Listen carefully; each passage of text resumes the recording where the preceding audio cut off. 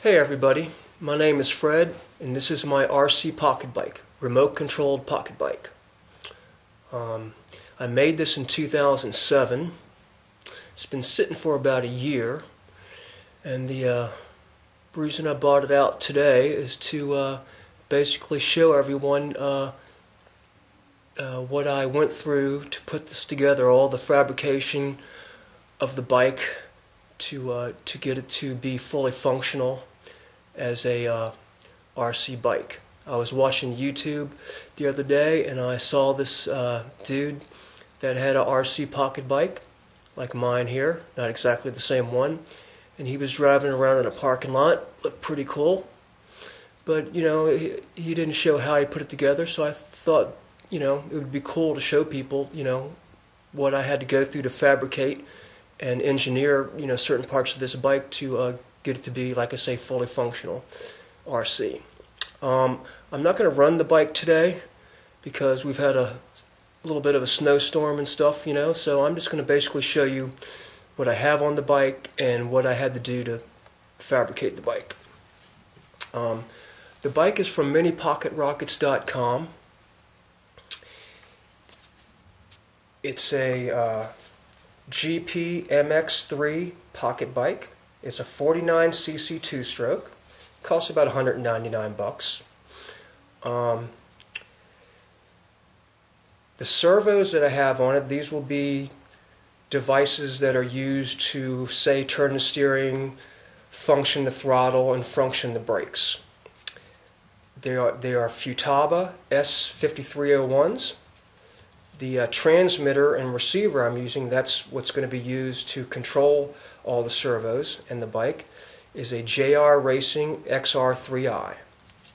Also, I have a battery, which is a 3000 mAh NICD battery.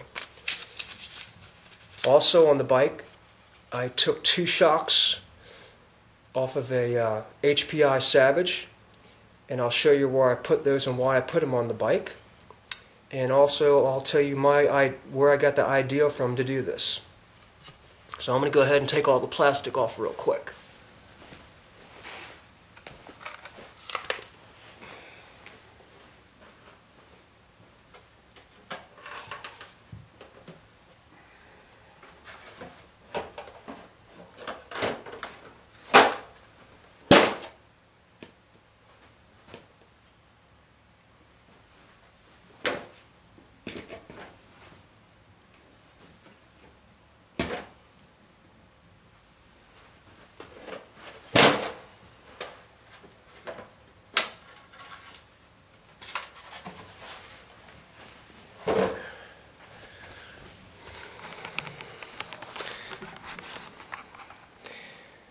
Okay, the idea from the bike came from these two little gems. These are Thunder Tiger remote control bikes. One is a nitro, gas powered one, and one is electric. If you ever want to get into getting these RC bikes, I would suggest Thunder Tiger because out of the box they function perfectly. Okay, now on with the bike.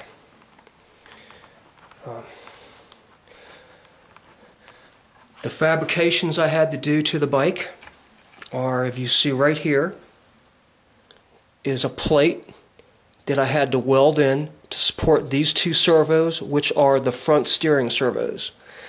The reason I put two servos in the front is because of the mass that it was going to turn, and it just seemed like I needed two servos to do that on the bike. On the back, right here, I added this plate.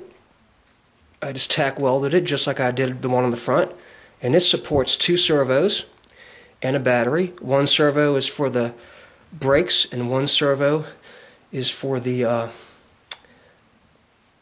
throttle for the carburetor. This plate here is the plate that originally mounted the seat for the bike when it came, and that's got one servo, and that servo does the front brake. Okay. Now, I put a little bracket here. You can see this little piece of metal goes from across here. It's just screwed in. That's supporting my receiver. That's the receiver there. It's a 3-channel receiver. And then I fabricated these little brackets right here that you can see. Just a little piece of 16 gauge metal, one here and one here, that I bent 90 degrees to support the cables for the throttle and for the brake. Same thing here on the front. I fabricated a little piece of metal to support this for the front brake.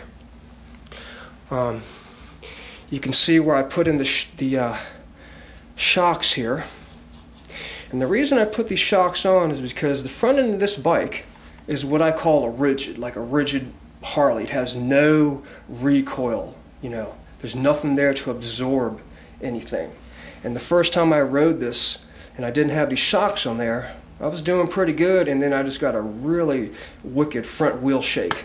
And it just went haywire, and I said, you know, the problem is I didn't have these, you know, I don't have anything on the front end to absorb. If you hit like a little rock on the road, or, you know, even if you were to take this bike and ride it out of the box, I wouldn't suggest taking your handlebars off the bike at high speed, because you'd probably get a head shake. And what I did was I just screwed them right into the front here, and basically when the front end turns, it just sort of dampens it, cushions it, almost like a shock. They do make steering dampeners for this, but not for this size. I couldn't find it, and I'm not going to spend all that money. On the front here, into the triple tree here, the bottom triple tree, I just drilled some holes and put these little pieces that you can get at any hobby store, and this bar here that you can get from any hobby store, and I got like a little spring on here. These are for the steering, and basically the bike really doesn't have to steer that much, because when you ride a normal motorcycle you lean into the turns, and so all you want to do is just have this thing just to maybe just turn slightly. And when you set these bikes up, you set them up so that when you turn your transmitter to the right, it turns the wheel to the left, and when you turn your transmitter to the left, it turns the wheel to the right. That's the same on these, everything. The ideas that I got to do this bike came off the 2 little RCs that I just showed you. And then putting these plates on here is just my way of engineering this on here. Okay, I'll start in the back here, and I'll show you how that looks, how I got the servos underneath there.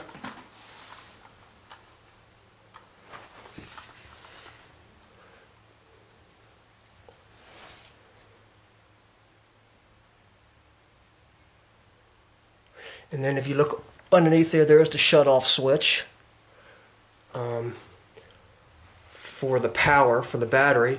And then over here you'll see the red shut-off switch that was normally on the front handlebars on the bike.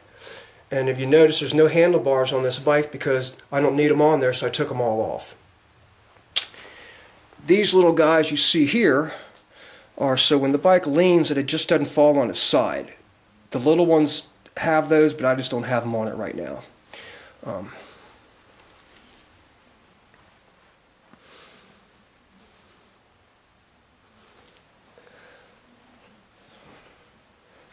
I noticed when I watched on the YouTube there, the one pocket bike, he had his pocket bike set up so that he could remotely, I guess he had a 4-channel transmitter, and he had it so he could remotely shut this off, probably by some type of servo of some type, or some type of system. You know, basically I just mounted these, cut a little hole, mounted these receivers on here, and made sure that that the cables were strapped to the side of the frame. You can see how I did it right here. It's not too critical on the, I mean, you do want them supported, because if they were just flopping around,